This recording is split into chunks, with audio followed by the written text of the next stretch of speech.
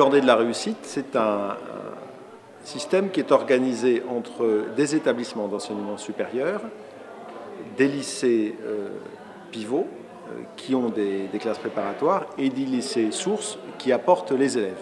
On a affaire à une population, notamment de jeunes qui sont dans des banlieues, dans des milieux plutôt défavorisés, qui peuvent présenter des talents, qui sont des bons élèves et qui néanmoins ne vont jamais frapper à la porte des classes préparatoires aux grandes écoles quand ils ont terminé le lycée. On travaille avec le lycée Louise Michel de Bobigny et le lycée Saint-Exupéry de Créteil. Chaque semaine, on a les vingtaines de lycéens qui viennent et on est 4 tuteurs pour les accueillir. Et là, on va pendant 2 heures traiter de sujets qui vont avoir rapport avec l'actualité, l'esprit critique, la presse, les débats. On va traiter aussi des sujets d'orientation, bien sûr. C'est vraiment leur donner des clés de compréhension, leur montrer tout ce qu'il existe sans jouer les professionnels de l'orientation. Nous, en gros, on est censé proposer toutes les semaines une séance qui a une ligne pédagogique, une ligne directrice pour la séance avec 2 activités et en général ce qu'on appelle le quiz actu qui est un espèce de petit jeu de questions-réponses sur l'actualité de la semaine. Créer une de journal. Donc ils choisissent un titre de journal et puis on leur propose de sélectionner des titres pour mettre sur leur une. Alors ensuite il faut que vous répartiez des rôles entre ceux qui vont s'occuper culture, sport, machin, donc différents domaines. Qu'est-ce qui est le plus important? Après ça va dépendre de du type de journal que vous voulez faire. Le pétrole au Nigeria. Point.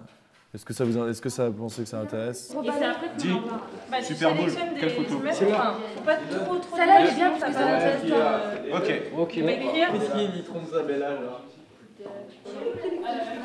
C'est fini. On arrête. Allez. 2 fois par an environ, nous réunissons l'ensemble des partenaires des cordées de la réussite et nous échangeons sur le travail qui est fait tout au long de l'année par ces établissements. Et c'est évidemment très riche parce que les uns et les autres se donnent des idées, échangent, et c'est très fructueux pour la poursuite d'un programme qui, on le voit, s'ancre vraiment dans les habitudes et dans la durée. À la fin de cette semaine de révision au pré-rentrée, il y avait un doctorant, j'y suis allée le dernier jour pour faire le tour et voir comment ça s'était passé, et il y a un doctorant qui m'a dit « mais ils vont me manquer ces mômes demain matin ». Parce que bon, ils se sont complètement passionnés par cette initiative.